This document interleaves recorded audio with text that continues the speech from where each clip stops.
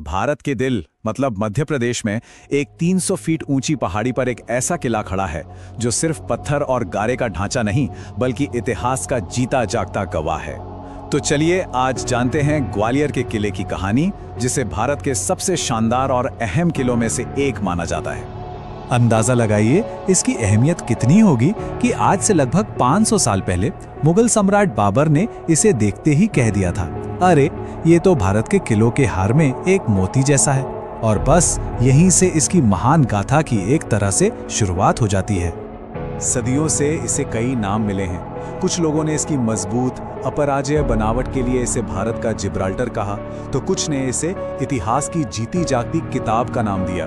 और क्यों ना कहें, इसकी हर दीवार हर पत्थर एक अलग ही कहानी सुनाता है। तो चलिए फिर इस किताब का पहला पन्ना पलटते हैं और सीधे चलते हैं 1500 साल से भी पहले, एक ऐसे वक्त में जब इस किले की नींव एक चमत्कार पर रखी गई थी। देखिए, कहानी कुछ ऐसी है कि यहाँ के एक राजा थे सूरज सेन, जो एक बहुत ही गंभीर बीमारी से परेशान थे। एक दिन उनकी मुलाकात इसी पहाड़ी पर एक साधु ग्वालिपा से हुई। साधु ने उन्हें पास के ही एक तालाब सूरज कुंड से पानी पीने को दिया और कहते हैं कि पानी पीते ही राजा की बीमारी चमत्कार की तरह गायब हो गई। बस इसी चमत्कार से खुश होकर और अपना आभार जताने के लिए राजा ने इस पहाड़ी पर एक किला बनवाया और उस साधु के सम्मान में इसका नाम ग्वालियर रख दिया। अब कहानी में थोड़ा आगे बढ़ते हैं और हम पहुंचते हैं किले के सबसे सुनहरे दौर में, यानी तोमर राजवंश के समय में। ये वो जमाना था जब किले की दीवारें सिर्फ दुश्मनों से हिफाजत नहीं करती थी, बल्कि कला, संगीत और मोहब्बत को पनाह भी देती थी। इस दौर की सबसे बड़ी पहचान बने राजा मानसिंह तोमर। उनके राज में सिर्फ शानदार इमारतें ही नहीं बनी, बल्कि प्रेम की भी एक नई कहानी लिखी गई। उनकी और रानी मृगनयनी की प्रेम कहानी आज भी यहाँ की हवाओं में महसूस की जा सकती है। राजा ने अपनी रानी के लिए खूबसूरत गुजरी महल बनवाया और साथ ही नीली चमकती हुई टाइलों से सजा मान मंदिर महल भी बनवाया, जो आज भी किले की शान है। और शायद सबसे जरूरी बात, इसी दौर में ग्वालियर हिंदुस्तानी क्लासिकल म्यूजिक की राजधानी बन गया। यहाँ की संगीत परंपरा इतनी गहरी थी कि सम्राट अकबर के नवरत्नों में से एक महान संगीतकार तानसेन की जड़ें भी यहीं से जुड़ी हैं। लेकिन जहाँ इतने खूबसूरती और संस्कृति होती है, वो जगह हमेशा ताकतवर साम्राज्यों की नजरों में खटकती है। तोमर काल के बाद ये किला एक ऐसा इनाम बन गया जिसे हर कोई जीतना चाहता था। इस किले ने न जाने कितने साम्राज्यों को बनते और बिगड़ते देखा। 1398 से 1516 तक तोमरों का सुनहरा दौर रहा। फिर 1526 के बाद ये मुगलों के लिए एक बहुत ही अहम फौजी अड्डा बन गया।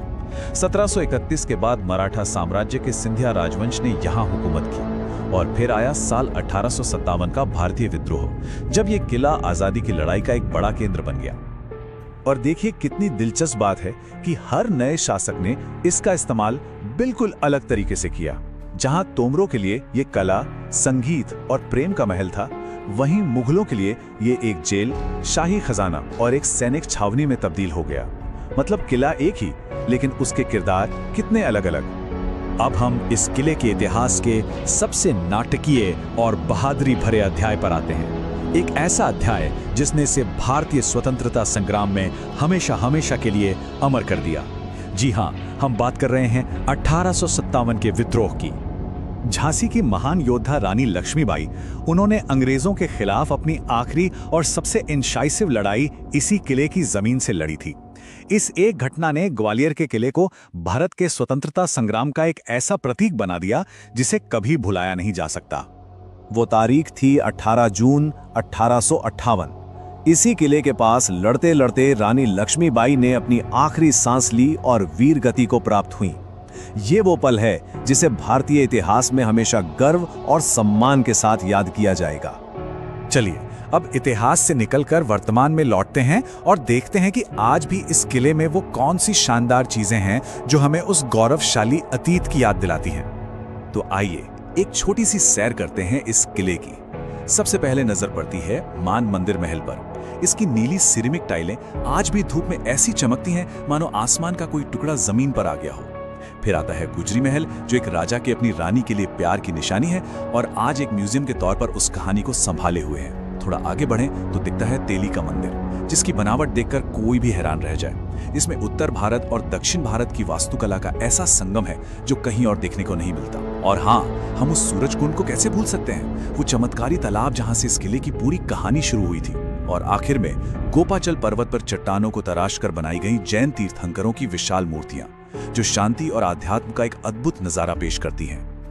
और जब हम विशाल कह रहे हैं तो हमारा मतलब सच में बहुत विशाल है। इनमें से कुछ मूर्तियां तो 50 फीट तक ऊंची हैं। जरा सोचकर देखिए, एक ही चट्टान को तराश कर इतनी बड़ी कलाकृति बनाना कितना अद्भुत रहा होगा।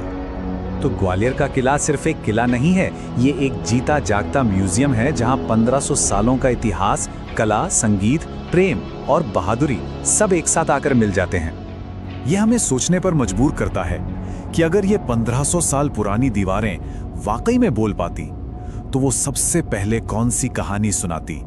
एक राजा के ठीक होने की, एक रानी के अटूट प्रेम की, या फिर एक वीरांगना की आखिरी लड़ाई की?